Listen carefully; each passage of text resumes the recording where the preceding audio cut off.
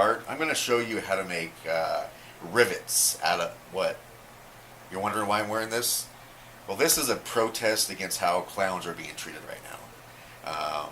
Being a clown and knowing lots of clowns, I don't feel like that we're being treated justly in the media. So I will keep this hat on as my protest.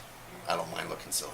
So what's going on is I'm going to show you how to make rivets. If you don't have any rivets, or if you don't have any googly eyes, which I'll explain that if you don't know what I mean.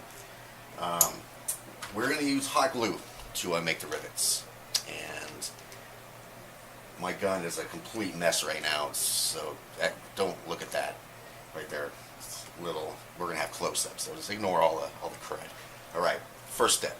So I have a piece of scrap Evafoam, as you can see, Evafoam.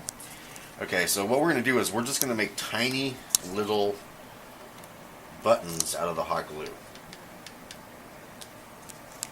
Kind of swirl around a little bit. What I like to do is blow directly down on it to help the hot glue settle. So there's one.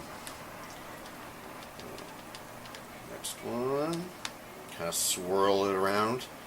You know, working with hot glue, you always have those little strings, so you don't want a bunch of those on there. Okay, so I'm just going to do a couple. The gun is falling apart. I am going through hot glue guns like crazy. Okay, so got the little thing, swirl around, go down on it a little bit.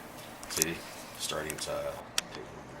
So what you do now is that, say that you have a whole line of them, you would do this all the way around and make sure all the strings are off. Because once this dries, we are going to give it a coating of Plastidip over it.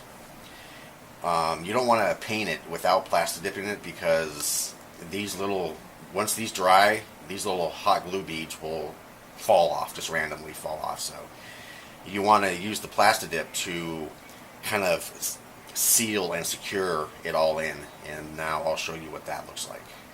Alright, so this is one that I had already made up. I did the exact same technique, used the hot glue, made the little dots, and then I went outside and sprayed it with a layer of Plastidip. You probably want to use 2 layers from the looks of it. When you spray it with the Plastidip, you want to make sure that you get all the angles, so because you want that thing to be almost in like a little bubble of Plastidip, or they will come off. Also, when you do your final paint job, you'll be able to use the clear coat, that'll help also keep the rivets in, but that's pretty much what they will look like.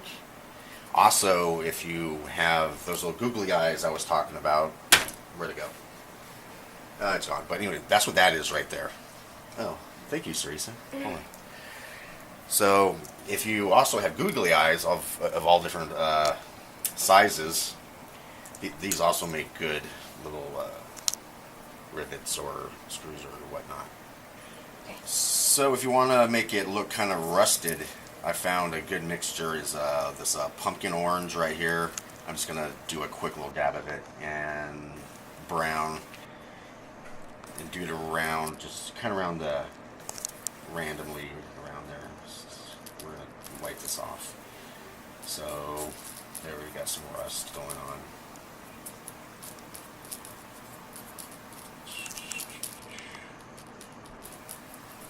Alright, that's it. It's pretty cut and dry. So I use this technique in this mask that I'll show you right now.